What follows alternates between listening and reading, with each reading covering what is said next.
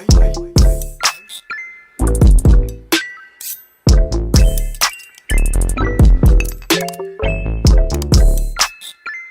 afternoon, good evening, good morning. Like always, whenever you're watching this, welcome to the 501 Witty podcast. I'm the host that you see here, Slater the Third, aka the Phoenix. You already know, subscribe to the channel. If you have not, like always, on what the fuck you waiting on. Support your black people. We are doing great things with each other. I'm gonna waste some time. Our guest, very esteemed guest. I would say that. Too kind. Too kind. Yeah. Long time in the work and in the making. We trying to get you on for a while. We all busy. You're a busy man like I'm a busy man. I'm gonna quit running my mouth. Tell the people who you are. Hi, I'm Ryan Barnes with RB Media, and yeah, it's been a long time in the making, man. I've been trying to get up here for a minute now. Cause I think I've been knowing you now from a professional standpoint a couple of years now. Yeah. About 2020, I think I heard, believe so. Yeah. And I heard your name, and then we finally got in front of each other shortly thereafter. It's like the 48 hour. Yeah, 48 hours. I said it was that using your crib. You was on the road, but yeah, that's why I heard your name. I was like, I'm in this man's house. He's not even here. Yeah. Thank you. I was there, but I wasn't there. There you go. I You seen were watching everything that was going on. You definitely watching. It was fun how you messing with us. But yeah, man. Tell people like a general. I mean, how do we label you? Are you like a master of none and jack of all trades in regards to film? Pretty much. You know, that's a pretty accurate description. I started in photography. All right, so started in photography. Actually, I got my degree in web design, graphic design. So, like back in the day when Black Planet was a thing. I don't know if you remember Black Planet. Of course I don't. Yeah, man. So, hey, man, sign my guest book. Right, you know. But I was intrigued by how you could take some code, you know, I go in and look at source code, copy it, throw it in mine, and make the text scroll or whatever. Right. Yeah, so man. I wanted to get deeper in the learning, you know, all of that, and tried to go to college for it while I was on active duty. I was in the Navy. Thanks for your service. Yeah, no problem. Thank you there. Oh, of course. Yes, sir. But yeah, so I had to have a degree in graphic design before I could get into a web design program. So I went ahead and got the graphic design degree, and then went on and did the web design part of it. Also ended up doing 3D modeling and video editing. All right. So, but my specific was web, you know. So it's just something, you know, now I'm kind of transitioning now into doing more video stuff. You know, I always had a desire to do it, just made a lot of excuses to not do it. You know what I'm saying? Like, gotcha. I need the latest camera, I don't have enough lights, I need this piece of kit and that piece of kit. So before you go too much further into your story, at that juncture in your life, what was like the catalyst and like, you know what, I'm gonna quit making excuses, I'm just gonna now do it. What was you know, probably just getting older. Okay, times of the essence. Man, I got on YouTube, bro, when, like, at the beginning of YouTube. You know what I'm saying? When it was like Backyard Effects, I forgot that channel actual name, but you know, they showed you how to do a lot of DIY stuff, making effects, and Film Riot, I think, was back then too. But you know, I done made so many different things, like, you know, little equipment wise, when I didn't have the money to buy it, and I just kept making excuses, you know. So one day it was like, bro, you either gonna shit or get off the pot. Yeah. You know what I'm saying? So, and I just went all in with it, so I can find a way to get out of the truck, you know. Yeah. So that was my reason. And then now that, you know, you was telling me you was transitioning from web designing and things of that degree, and you start capturing stories on film and telling visual stories. Right. Now, which came first? Was it like, I had an idea, I'm just gonna go ahead and just shoot something and capture it, or did you start like myself, write a story down and go from there? I usually come with an idea first, with like a story idea, you know, and then try to work out how can I tell this story visually with the equipment that I have. Gotcha. You know what I'm saying? So when I'm writing, I'm not gonna write like a chase scene through downtown Little Rock when I know I don't have the capability to pull that off. You know what I'm saying? Then you set stuff up for failure doing that. Exactly. It'll never get shot. You know what I'm saying? So working with what I have, how can I tell a story? Yeah. With the resources that I have available. Especially, and we've done this here recently. We worked together a little bit. We kind of just talked about it off camera. Even at that particular junction in your life, all right, I'm by myself. Yeah. So, I have to take it as if I'm going to do this all by myself. Of course, excluding the talent that may come involved, but you got to, like I say, capture the image, sound, and in certain cases, lighting. Yeah. And you just got to, we talk about script supervising. It ain't easy. Man, and kind of like what Mike Tyson said, everybody got a plan until they get hit in the mouth.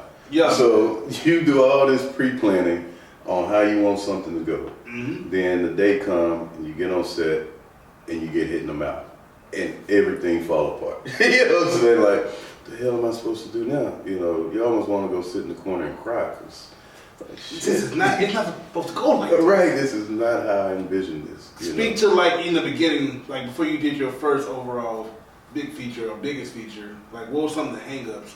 You said you was kind of building your own equipment by yourself. Like, tell me some of the biggest challenges at that particular moment. What was like, oh man, I just forgot this. I thought I was good. I figured I needed this. The biggest thing, we're always our hardest critic. Yeah. I'm just super hard on myself. And so I'll find a reason not, I may shoot something and nobody ever see it. Mm-hmm. Because I feel like, man, it just suck. You know what I'm saying? So it was getting over that fact that whatever your beginning work, it's gonna suck. Yeah. You know what I'm saying? Just deal with it. It's a learning experience. Mm-hmm. You know what I'm saying? And you'll start to see the progression of getting better. Yeah. When I look at my early photography work, mm-hmm. it sucks. It didn't suck to me back when I was doing it. Yeah. I thought shit's amazing. When now I look at it now, there like, oh my God. You won't do shit like that. But that's the nature of it. You know what I'm saying? You're gonna learn and you're gonna get better the more you do it. So I had to just really embrace that, mm-hmm. And accept the fact that it's gonna suck. You're gonna make mistakes. Oh well. But if you don't never take that first step, you're not gonna get to the end. And so, like, I tell people this all the time at home, and we talk about this just in general. Whatever you got going on in life, not just us as filmmakers, but if you're at home thinking about doing whatever, you have to just, like I said, take the next step and just do it. Yeah. That's not wasting your time. Like, especially if you get 35 plus, 40. In some places, some people are in their 40s, 50s, trying to get their first whatever out there. So, time is of the essence. I keep telling people all the time. Yes. You can't get, once you lose it, you can't get it back. Exactly. Nothing irritates me more than wasting my time. Man. Yeah. I just had a shoot supposed to have been a couple of days ago where I did all the pre-planning the night before. I'm setting up the gimbal, working out the tracking on the gimbal and everything, mm-hmm. get it all balanced because I didn't want to do that the day of. Yeah. Because I know the headache it can be when you're under stress. Mm-hmm. So, reserved a spot, did all the legwork, paid for it, no call, no show. You know what I'm saying? Like, it ain't, I can make the money back, you know what I'm saying? That ain't no issue, but I can't get my time back that I wasted, setting all that up. Especially, not knowing where you have the location, but sometimes, let's say you get lucky and you get a location that you, because you write the script, you have an idea, I can use this venue, this would be perfect. Yeah. But sometimes that venue is only available when you get lucky to get it for that day. Right. And depending on what you're trying to use, it may be, utilized from other people. Yep. Or the person that you got connected with, he or she may be out of town. Yep. And so now the project you had in mind, you got to, like I said, kick it down the line because now you can't capture what you want to capture because of what took place. Yep. So yeah, that's the frustrating aspect, And like when we get on set, you know, we've been on set together. Yeah. You know, I love working with you, man, because you know we're the same in the aspect of being, you know, very detail oriented. Yeah. You know what I'm saying?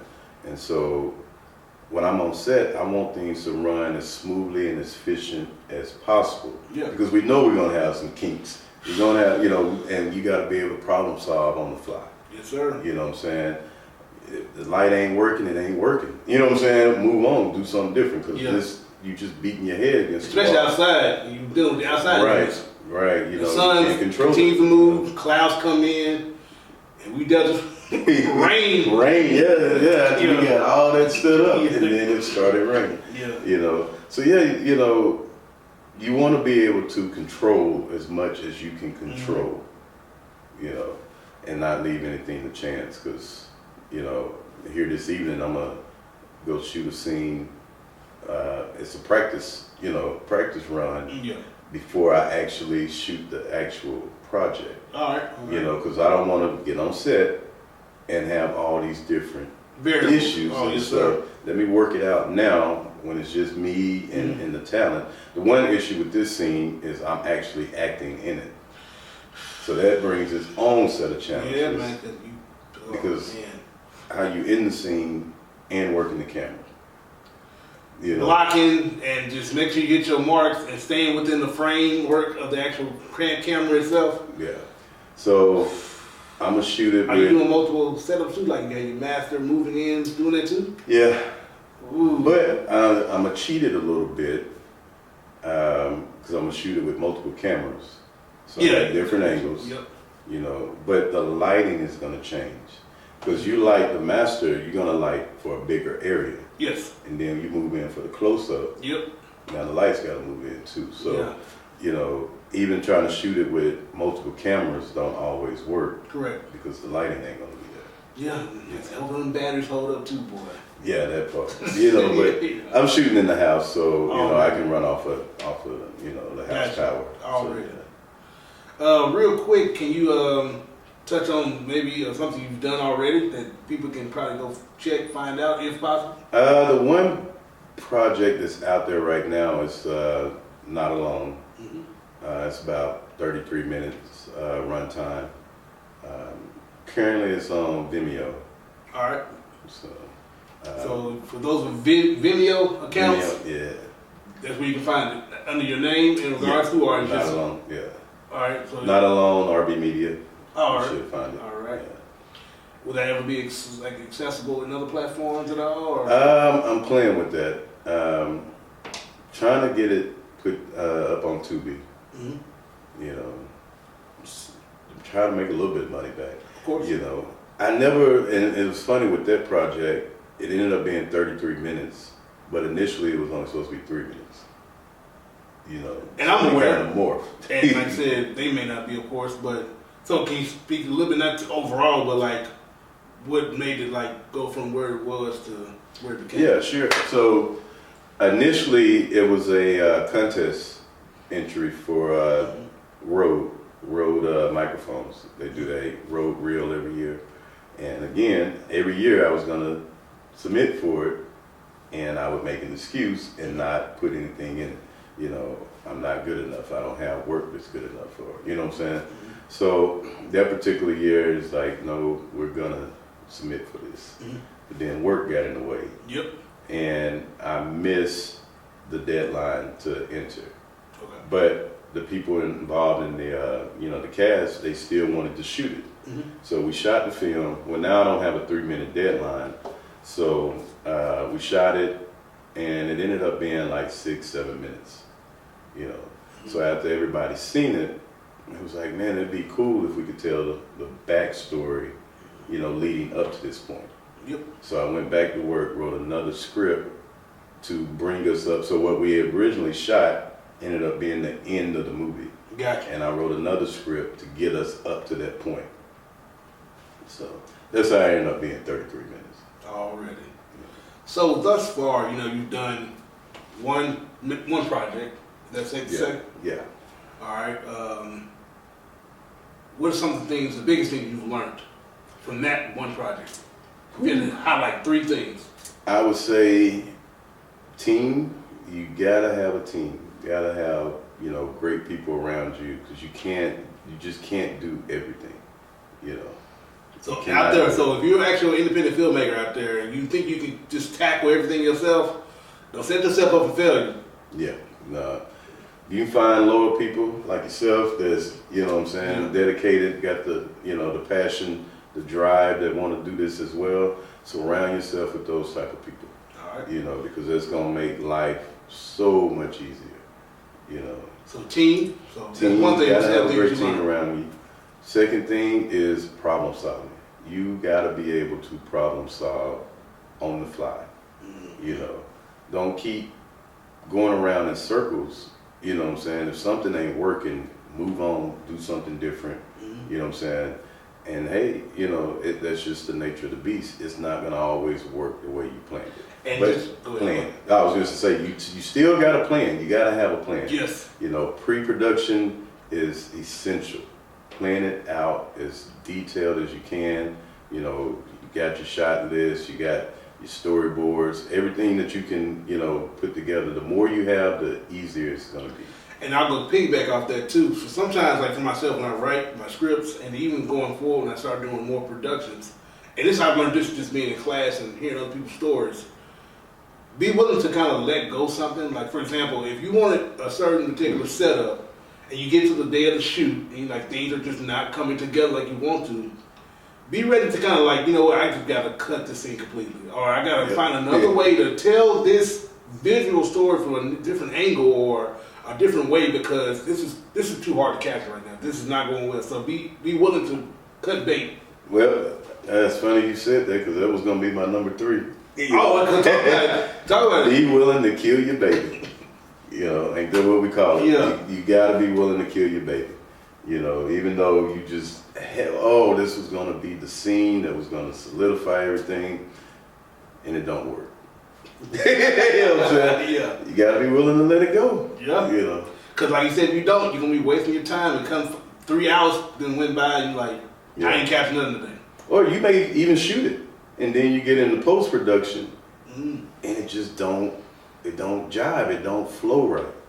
Because another thing too, speaking to kind of continue that, when you write a particular narrative, some things look good on paper from a structural standpoint, but when you capture it on film, you try to say putting these data together, like, oh man, it may take away from something. It may become more complex because the audience may be confused. You have one film that you wrote, then you shoot it. It may start to take another direction based off of how the director seen it. Because if you may have wrote it, but you may not be the director. Correct. So you wrote it, you gave it off to the director. Now he sees what you know, has this one vision for it. So now it's already starting to deviate. Then you get to post-production, and the editor cuts it in a certain way. Now you got a whole completely different story than what you started with. You're right. Because I was telling someone who's working on a project at the moment, they're in post-production. I was like, be mindful that, let's say, for example, certain scenes, if you hold a shot, right, you drag something out, it may bring a little more emotional weight to it, depending on the approach you have. Because if you cut it too quick, the artist, and you move on to the next story beat, they couldn't even process what they just saw. Exactly. So now you kind of take away from what you tried to do here. So like you said, the editor may mess it up or make it work in your favor or whatever. So you just got to be mindful. A lot of things come into play when you come making these particular visual stories, because like. Yeah. So for us, you know, where we're at in our careers with this, you know, a lot of times you're the writer, you're the director, you're the producer, and you may even be the editor. Yeah. You know, so you got a little bit more control now. Correct. Keep it in the lane that you wanted it in. Yep. But when you start handing those positions off to other people, now things may swing in a totally different direction. And so speaking of that too, just like in Hollywood, if for those who like, let's say you look at the poster or look at the credits, this is me as a writer. You may have wrote the initial first draft or something, but like I said, once you hand it off to the studio, it may go to another 3 or 4 different writers.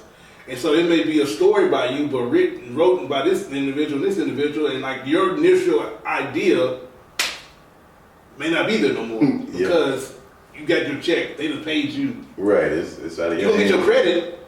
Yeah. Your name's on the poster or in the credits somewhere or on the back of the DVD. However, it's maybe not your story anymore, in a sense. Yeah. So that definitely, creative control is important up front here where we're at. But like I said, we get a graduation to different levels. You know, and I'm glad you mentioned like the story beats and stuff like that, because a lot of people, I don't think they realize what all goes into crafting a good storyline, a good film. And like the story may be amazing, but then how are you gonna tell that story in a visual format without it being so dialogue heavy?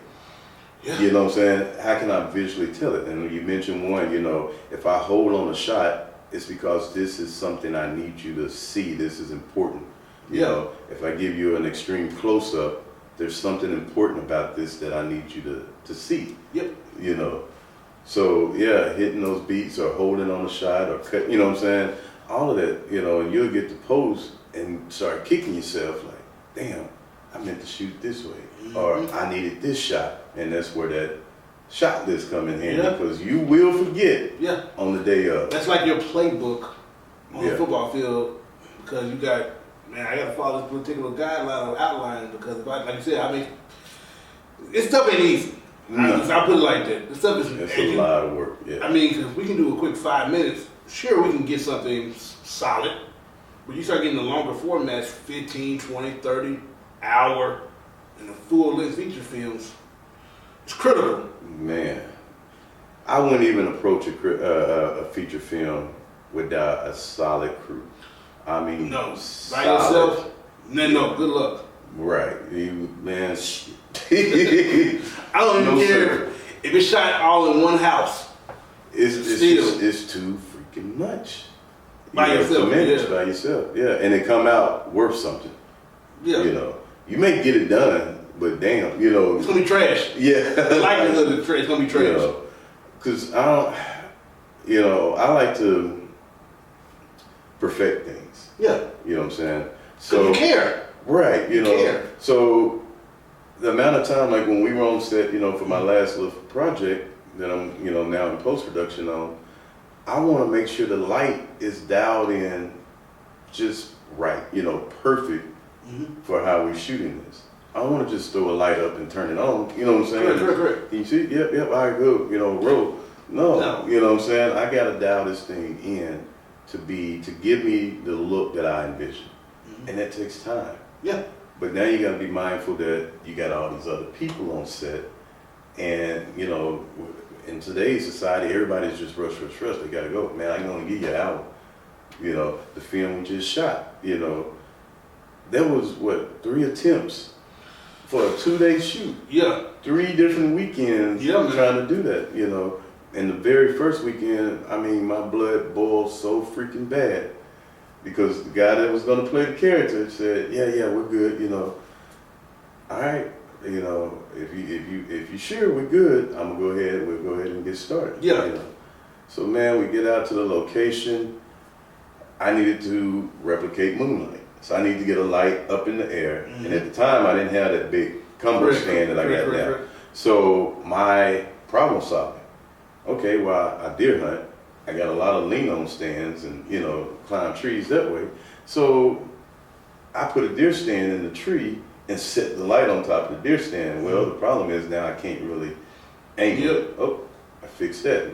Problem solved again. Okay, took an Apple box, mounted a baby pin adapter to it.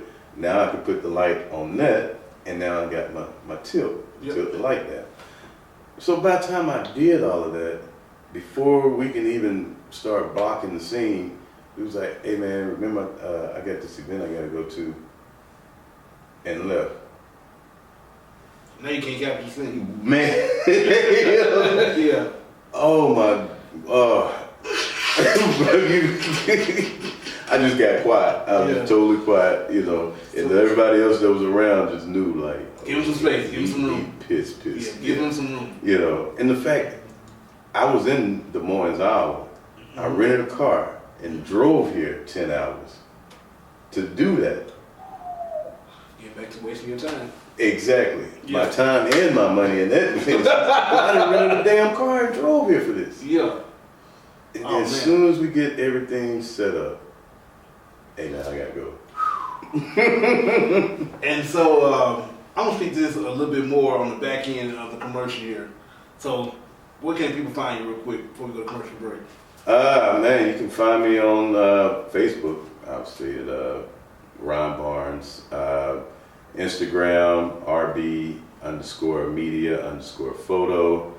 I am on TikTok, but I don't really do too much on there. I believe on there is RB_media_. And everything you just spoke to, I'm putting in the description box below. But we'll be right back. We're gonna reset. We'll give you some more to drink. Got some coffee I can purchase my sip on too. We'll see you on the other side of this.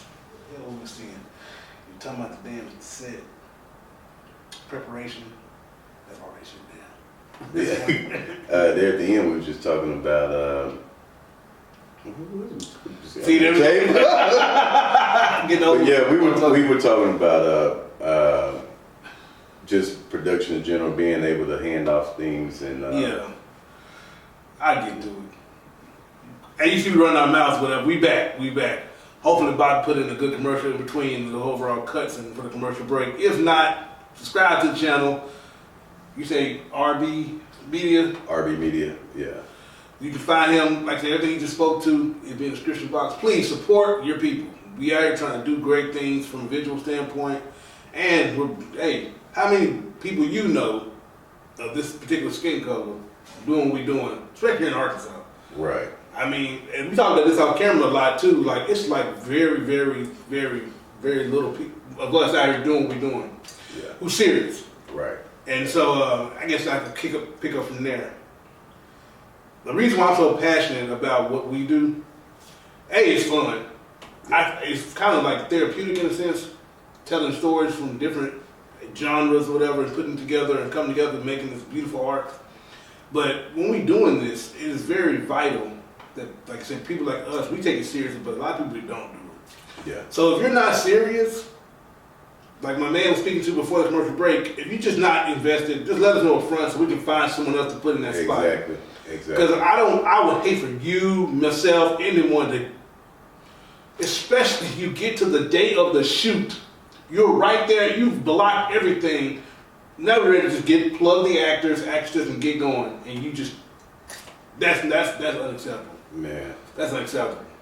Yeah. Even in production too, and you behind the camera helping out as far as now, if up front someone says, man, I'm gonna give you an hour, and you are aware of this, all right, you take what you can because you may have someone coming behind this person filling that particular hole. But once this is me, for the most part, once you're there on set, you're there to the whole duration of the shoot. Yeah. You know, and I try to just be mindful of people's time. You know what I'm saying? So that's why I try to work out so much stuff in advance. Yeah. So when we get there, we can get what we need and get on out. But with what we do, it takes time.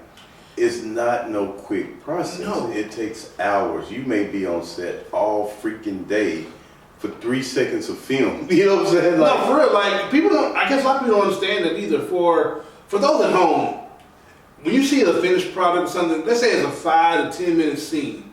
That 5 to 10 minute scene you just watched took about 16 hours to come together. yeah. I'm talking about from setting up, capturing, and even cleaning up on the back end. Because some people think, okay, I'm done. Yeah, the actors may go home, but the people who work the crew, they got to pack all this stuff up. If they're done with this location, they got to pack everything up as if they were never there.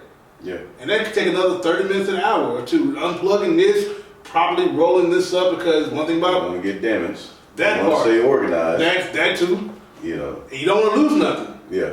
And so it's got to, you got to just be mindful of other people's time, be respectful of the process, and really just have care and love for whatever position you were doing, from a production assistant up to the person who's shooting the damn image. For the actor side of things, what frustrates me is when they don't realize if one person don't show, you just screwed everybody else's time. Everybody else's schedule is screwed. You know. Now facts. Because if if a crew member don't show or gotta leave, somebody can fill in the gap for them. Yeah, we're gonna do a lot doubling up on But duties. in front of the camera, the actors, you know, if it's 2 actors in the scene and one don't show, we don't have a scene. No, and you know, it's very difficult. Like, and I experienced this from another person's project. You know, that happened quite often, and so we were left to our own devices to shoot one angle, and we'll come back and get the other person's perspective, and then you have to splice it together. That can be disjointed sometimes. That sounds good in theory. Yeah. But then what happens? You get there, and now you got a continuity issue. Yeah. Because this was sitting here when you first shot. Yeah. But then you cleaned up in a week or 2 weeks, and you moved it. Oh yeah. I know. And so now it ain't there no more. Yeah. The thing you utilize wasn't yours in the first place, so you have no control what took place when you leave and come back. Yeah. Or hairstyles. Oh, That man. would get you. That happened on my project. You know, my actress had straight hair, and then the next time we shot, she had braids. And then when we shot again, she had, you know what I'm saying? So, but I didn't catch it till I got in the post. Yeah. And I'm like, shit. You know what I'm saying? Yeah. You know, how is this gonna work? And this happened recently on another person's project. This individual, this character, you know, this person, same thing, different hairstyles.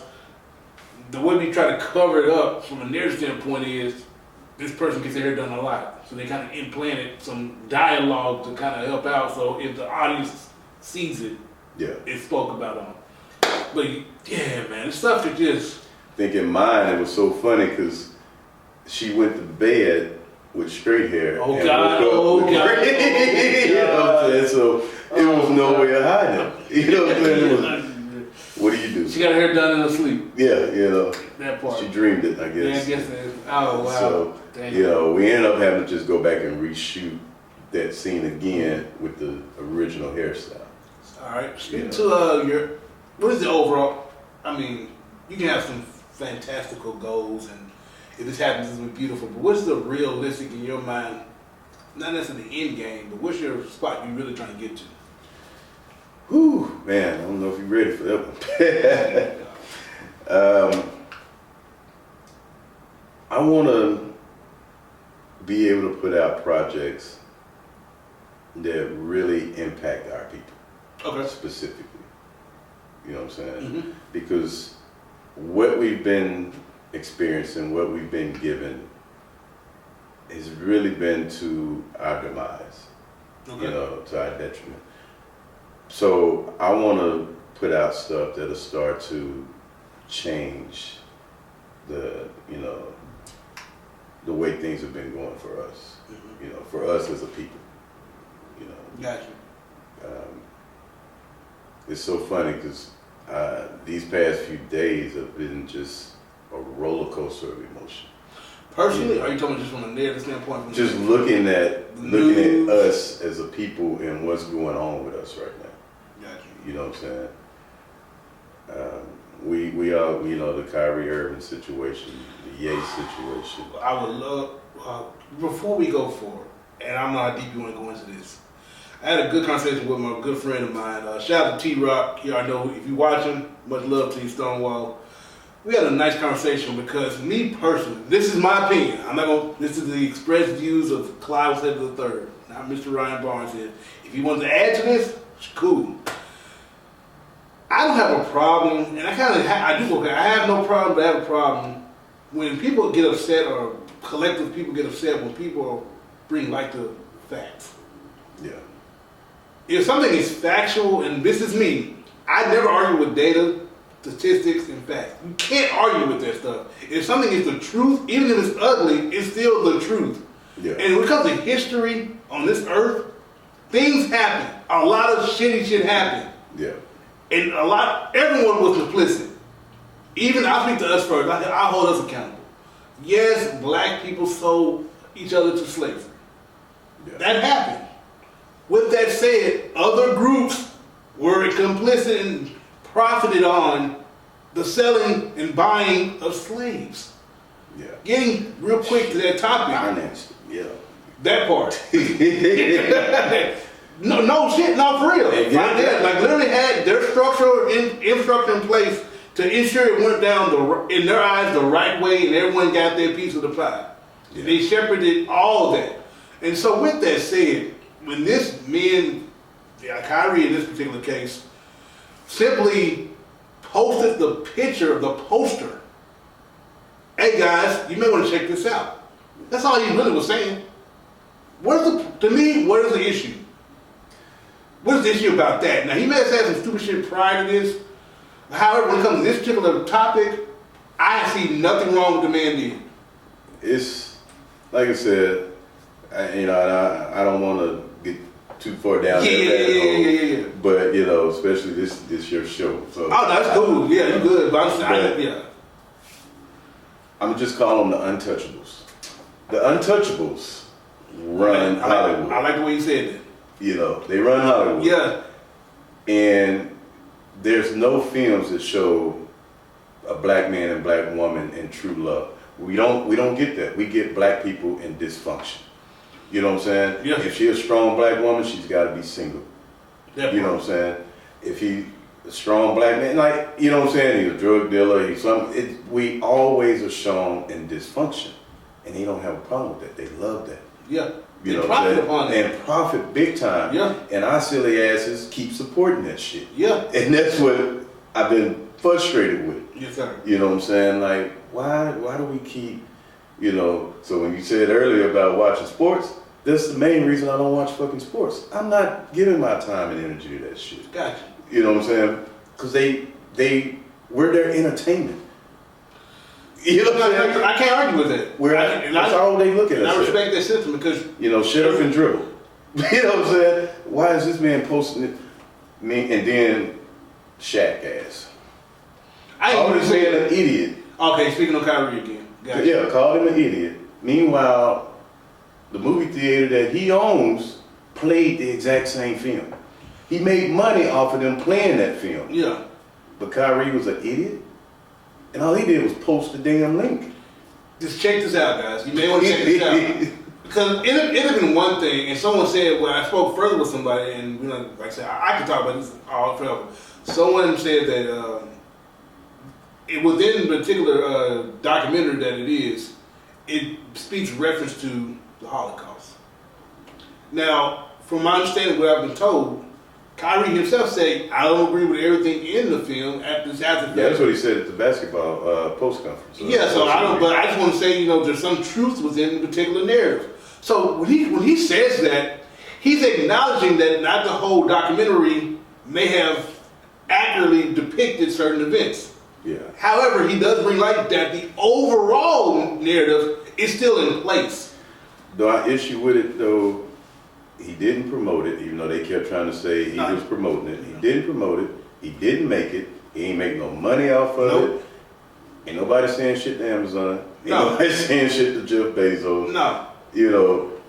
But we need to break this buck right here. We need to break him in front of everybody. So this is like the Willie Lynch 4.0. There you go. You know what I'm saying? You had 5 games with no pay for nothing. Yeah, like we gotta set it. What code of conduct did he break?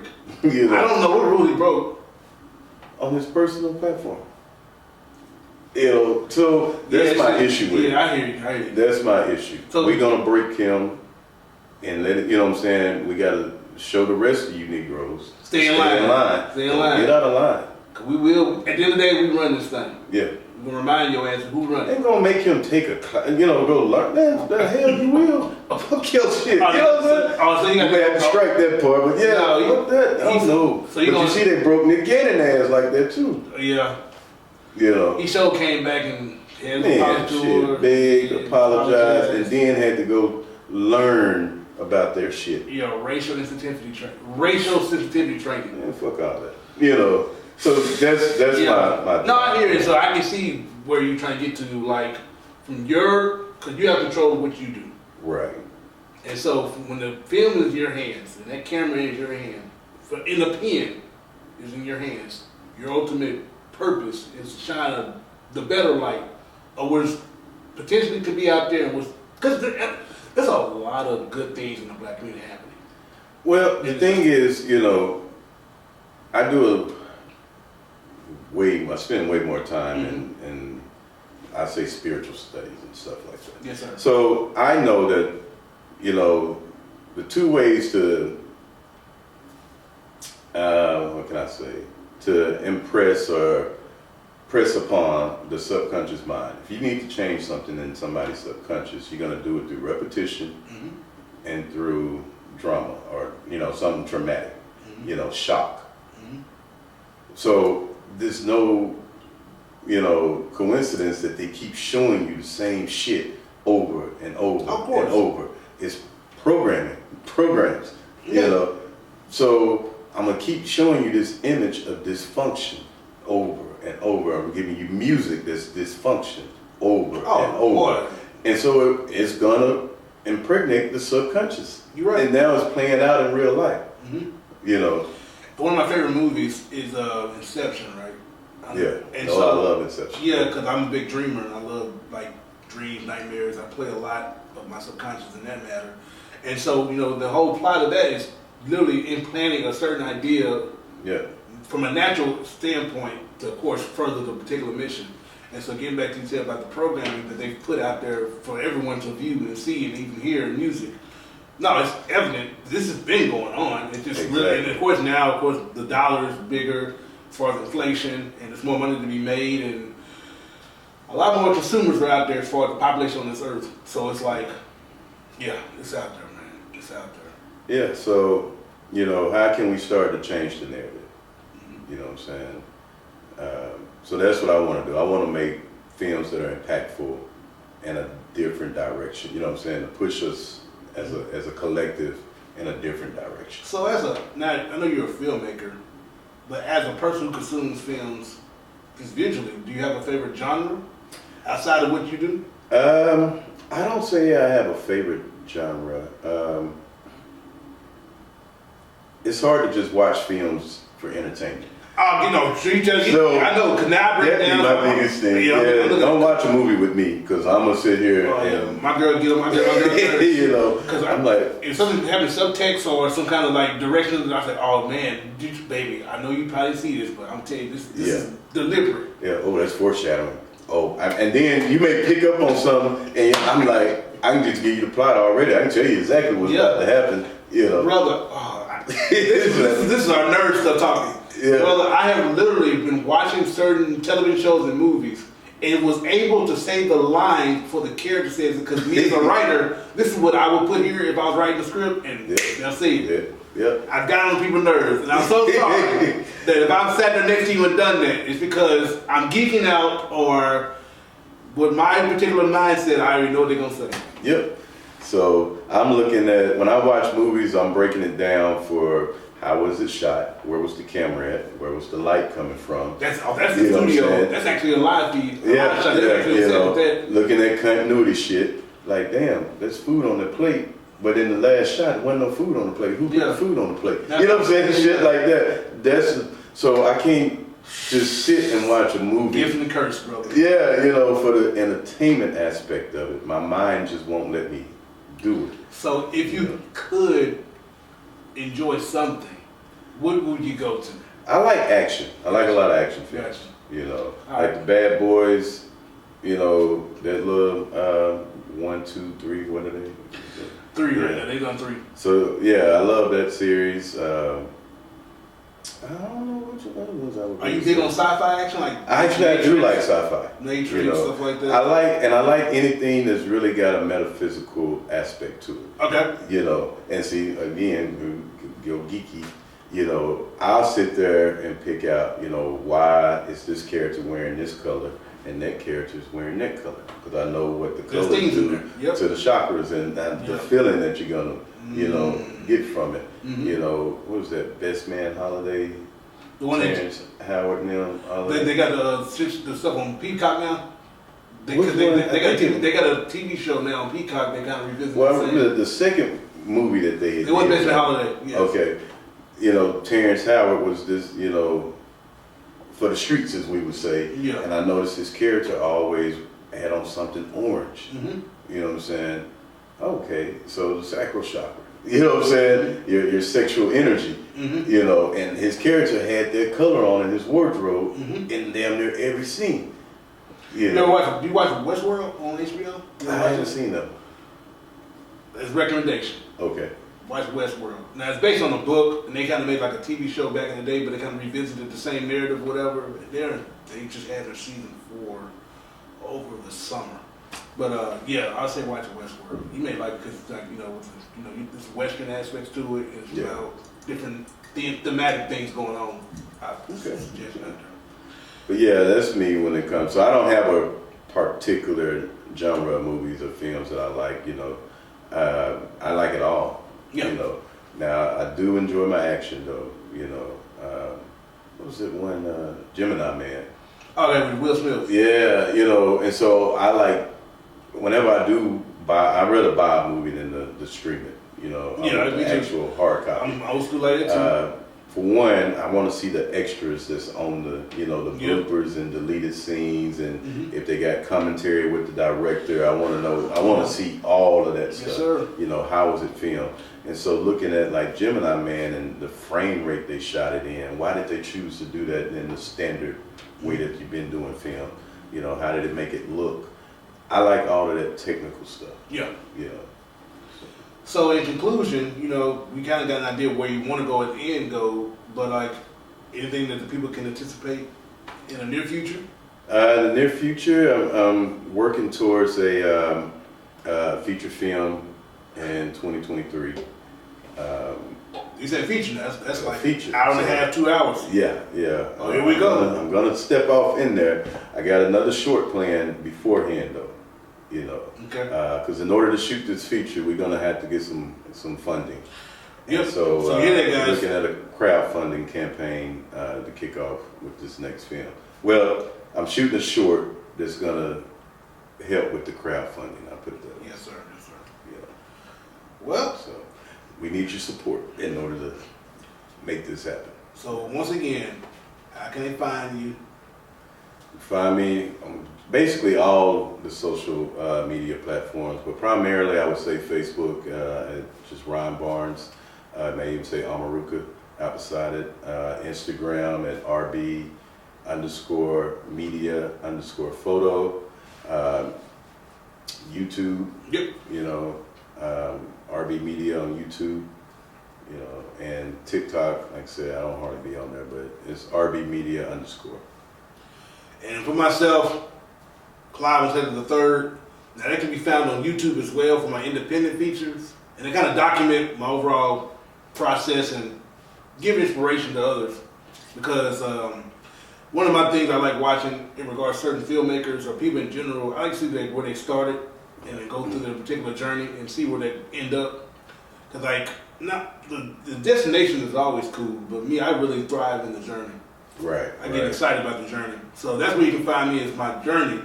Also, you already know, if you're here at 51 Witty, just subscribe to the channel. We have the Ladies Lounge, that's women-centric. We have Wine Talk with JD Hill and the rotation of guests that he has on there. I keep telling you we're going to get back to skits. We are going to get back to skits eventually one day. We also have something from some drama aspects coming up with 501 Shorties. We've got one script wrote already, and we're going to try to get that shot hopefully first quarter or let's say second quarter of next year. Get some out to get that going, another vertical on the channel. And of course, Facebook, my name, and Instagram, The Flight of the Phoenix. Well, be careful with my Twitter. I'll say the Phoenix 6969. Too. I forgot. I didn't get that's out there, but I'm telling you now, if you go to my Twitter, I'm a grown man. I love women. Say less. Hey. So if you want some grown folk stuff, the Phoenix 6969, but you have been warned. I've learned on just about every platform other than Facebook, I got multiple accounts. That part. Yeah, so we just say that. Yeah. You got to keep some stuff separate. Of course. But for the most part, it's all business. But now, man, thanks for coming through, Ryan. Hey, I appreciate you having me, brother. Yes, sir. And you can find them at the local Cigar Lounge. Cigar Lounge. Man, I was gonna go last night, boy. Yeah. But hey, life happens. Yeah. But hey, subscribe to the channel. Once again, thanks for watching. If you have not subscribed, what the fuck are you waiting for? But we out of here. All right, peace.